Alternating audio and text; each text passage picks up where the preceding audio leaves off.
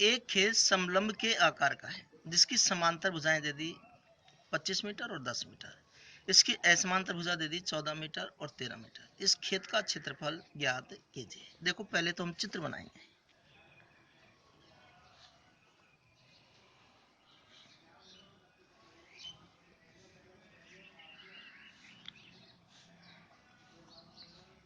अब देखिएगा इसमें, अब बड़ी भुजा की नाप दे रखी है समांतर भुजा की 25 मीटर, छोटी भुजा की नाप दे रखी है 10 मीटर और असमांतर भुजा एक 14 मीटर की दे रखी है और एक 13 मीटर की दे रखी है। इस खेत का क्षेत्रफल पूछ रहा है। हमने इस भुजा के समांतर रेखा खींच रही बिंदु सी से और यहाँ हमने ई लिख दिया। अब देखो ये समांतर चतुर्भुज हो गया क्योंकि ये पहले ही समांतर थी और इसके समांतर हमने ये रेखा खींच ली तो आमने सामने भुजा समांतर होगी। तो समांतर चतुर्भुज गया, समांतर चतुर्भुज की आमने सामने भुजा बराबर होती है। ये 10 की तो ये भी 10 होगी, ये 14 की तो ये भी 14 की होगी। अब देखो पूरी है 25 की, ए बी है 25 मीटर और ए ई है 10 मीटर। अब हम ई बी या बी ई निकालेंगे। 25 में से ये 25 में से हम ये 10 को घटा देंगे तो 15 मीटर आ जाएगी।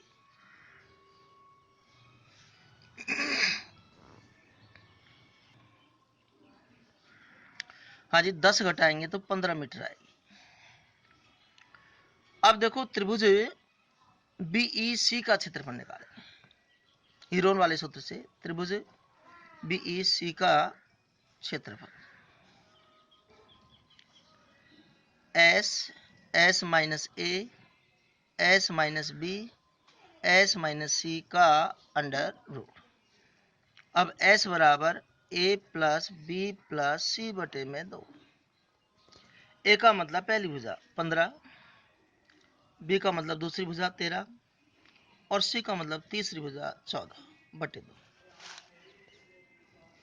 15 से 28, 14 42 बटे 2। 42 में 2 का भाग देंगे 21 आएगा। त्रिभुज बीईसी का क्षेत्रफल देखिएगा, एस की जगह पे तो 21 आएगा, फिर 21 माइनस ए की जगह पहली भुजा 15, फिर 21 माइनस बी की जगह दूसरी भुजा और 21 माइनस तीसरी भुजा। यहाँ देखो 21 बच गई, फिर 21 में से 15 घटाएंगे तो 6 आएगा, 21 में से 13 घटाएंगे तो 8 आएगा और 14 में वो 21 में से 14 घटाएंगे तो 7 आएगा। अभी हम यहाँ गुणनखंड करेंगे। देखिएगा 21 के गुणनखंड तो होता है 3 गुणा 7, 6 का गुणनखंड होता है 2 गुणा 2 और 8 के गुणनखंड देखो 2 का भाग 6 का गुणनखंड 2 गुणा 3 हो गया और 8 का गुणनखंड 2 गुणा 2 गुणा 2 हो गया। 7 का होता नहीं है तो इसको अपन ने यूं की यूं लिख दिया। देखो 2 कितनी बार है, 1 2 3 और 4 बार, तो हम 2 को 4 बार लिख देंगे, 1 2 3 और 4।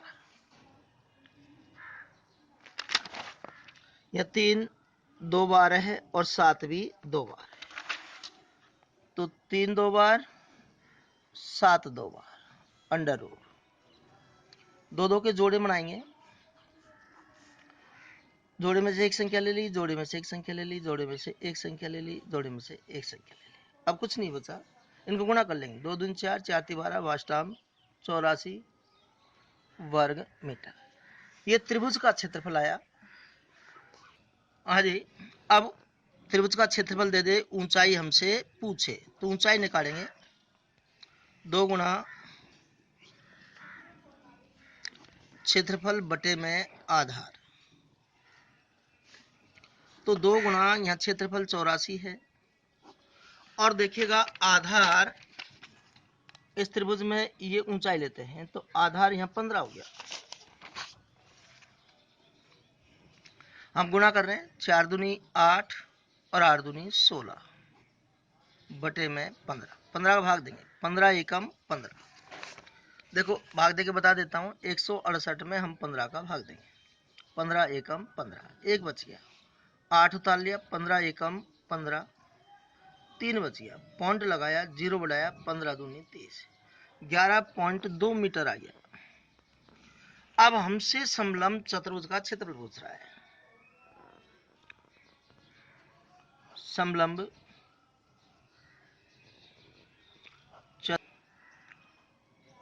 1/2 गुणा